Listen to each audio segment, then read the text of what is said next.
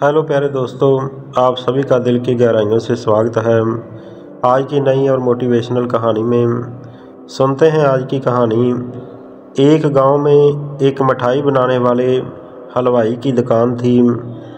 हलवाई अपनी दुकान पर विभिन्न प्रकार की मिठाइयाँ बनाया करता था।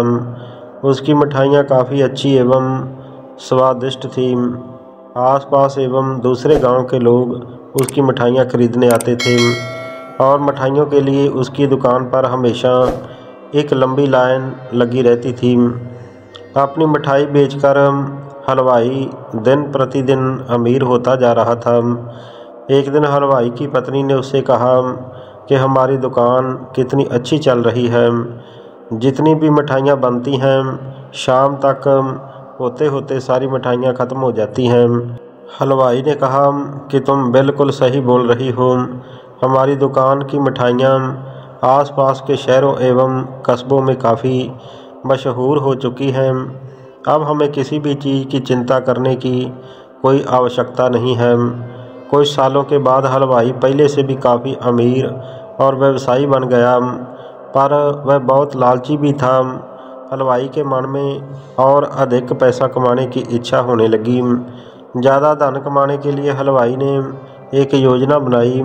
उसने सोचा कि अगर ग्राहकों को थोड़ा कम वज़न तोल कर दिया जाए तो काफ़ी ज़्यादा मुनाफा हो सकता है।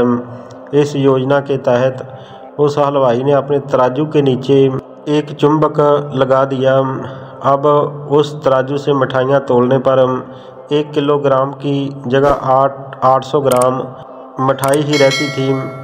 वह हलवाई ग्राहकों को इसी तरह से ठगता रहा। ये सिलसिला काफ़ी दिनों तक चलता रहा। एक दिन उस हलवाई की दुकान पर एक बुद्धिमान लड़का आता है। वह लड़का 2 किलो मिठाई खरीदने के पैसे हलवाई को देता है। हलवाई 2 किलो मिठाई वज़न करके उस लड़के को दे देता है। उस लड़के को मिठाई का वज़न बहुत ही कम प्रतीत हो रहा था। उसने हलवाई को कहा कि मैं तो 2 किलो मिठाई के पैसे आपको दिए थे, परंतु इस मिठाई का वज़न बहुत हल्का लग रहा है। तभी हलवाई ने उस लड़के को कहा कि ये मिठाई 2 किलो से थोड़ा सा भी कम नहीं है। लड़के ने उस मिठाई को फिर से दोबारा तोलने के लिए हलवाई को कहा, परंतु हलवाई ने उस लड़के को एकदम से डांटते हुए अपनी दुकान से बाहर भगा दिया और कहा कि मेरे पास इतना समय नहीं है कि बार बार मैं मिठाई को तोलता रहूं। वह लड़का किसी दूसरी दुकान पर जाकर वही मिठाई को तोलने के लिए कहता है तो मिठाई सिर्फ 1.5 किलो के वज़न का निकलता है। तो उसके बाद वह लड़का उस हलवाई को सबक सिखाने के लिए अगले ही दिन एक तराजू लेकर और उसी के पास की दुकान के नज़दीक तराजू लेकर खड़ा हो जाता है। आसपास आने वाले लोगों को कहता है कि ये जादुई तराजू है। इस तराजू पर जो भी मिठाई रखेगा उसकी मिठाई पहले से 2 गुनी हो जाएगी। ये देखकर मिठाई लेने वाले लोग अपनी अपनी मिठाई उसके पास लेकर आने लगे और तराजू से तोलने के लिए कहते हैं। जैसे वे हलवाई की दुकान से मिठाई लेकर उस लड़के के पास उसके तराजू पर तोलते हैं तो उस मिठाई के वज़न में भारी ही कमी देखने को मिलती है। ये सब देखकर ग्राहकों को ये बात समझ में आ गई कि उस हलवाई ने उनके साथ बड़ा धोखा किया है। फिर तो सभी ग्राहक लोग मिलकर उस हलवाई की दुकान पर पहुंच जाते हैं और हलवाई की तराजू को चेक किया जाता है। जब तराजू के नीचे देखने पर तराजू के नीचे चुंबक लगा हुआ पाया जाता है जिससे ग्राहकों को अभी तक ठगा जा रहा था। ये सब कुछ देखकर आसपास के लोग उस हलवाई पर काफ़ी ही गुस्सा हो जाते हैं। कुछ लोग मिलकर उस हलवाई की खूब पिटाई कर देते हैं। तो उस दिन के बाद से उस हलवाई की दुकान पर ग्राहक आने काफ़ी कम हो गए। जो भी ग्राहक आते हैं तो उसको इस बात की जानकारी हो जाती है कि ये हलवाई काफ़ी धोखेबाज और ठग है। धीरे धीरे उसकी दुकान पर एक भी ग्राहक का आना पूरी तरह से बंद हो जाता है और अंत में उस हलवाई को अपनी दुकान ही बंद करनी पड़ जाती है। लालची हलवाई की कहानी से हम लोगों को क्या शिक्षा मिलती है? इस कहानी से हमें ये शिक्षा मिलती है कि हमें लोभ में पड़कर किसी को धोखा नहीं देना चाहिए, क्योंकि एक न एक दिन पकड़े जाने पर काफ़ी बड़ा नुकसान हो सकता है।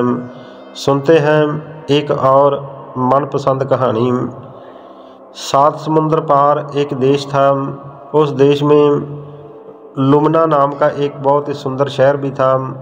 वह शहर एक जादुई शहर था, जहाँ के लोग अद्भुत और असाधारण शक्ति के प्राणी थे। उसमें से 3 लोग जो कि आपस में गहरे मित्र थे।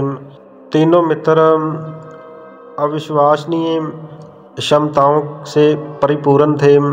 उनके नाम शैली, मैक्स और अक्षा था। शैली जो कि किसी भी तत्व को अपनी क्षमताओं से नियंत्रण कर सकती थी। मैक्स सुपर पावर से लैस था। और अक्षा जिसके स्पर्श मात्र से ही कोई भी घाव ठीक हो सकता था। एक बार की बात है कि लुमना शहर पर एक संकट आन पड़ा। उस शहर को एक गंभीर खतरे का सामना करना पड़ा था। एक भयानक राक्षस जो कि अंधेरे में पैदा हुआ, उसने लुमना शहर पर बर्बादी के साए डाल दिए और शहर के सभी लोगों के दिल में गहरा डर पैदा हो गया। शैली, मैक्स और अक्षा तीनों मित्र एक जगह बैठकर उस भयानक राक्षस से अपने लुमना शहर की रक्षा करने के बारे में बातचीत करने लगे। तीनों ने मिलकर एक योजना बना ली। वह राक्षस जिधर चलता था उधर चारों तरफ अंधकार ही अंधकार फैल जाता था। शैली के पास प्रकाश की एक अद्भुत शक्ति थी, जिससे वह अपना मार्ग रोशन कर सकती थी। मैक्स एक ताकतवर इंसान था जो कि सभी को खतरे से बचा सकता था, और अक्षा के स्पर्श से किसी भी घाव को ठीक करने की शक्ति प्राप्त थी।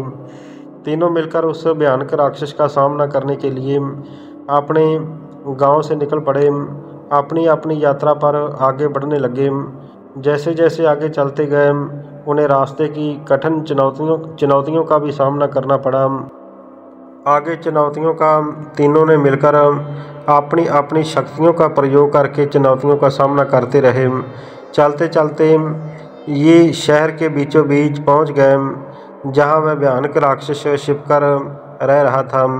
उस राक्षस के चारों ओर भयंकर अंधेरा था, कुछ भी दिखाई नहीं दे रहा था।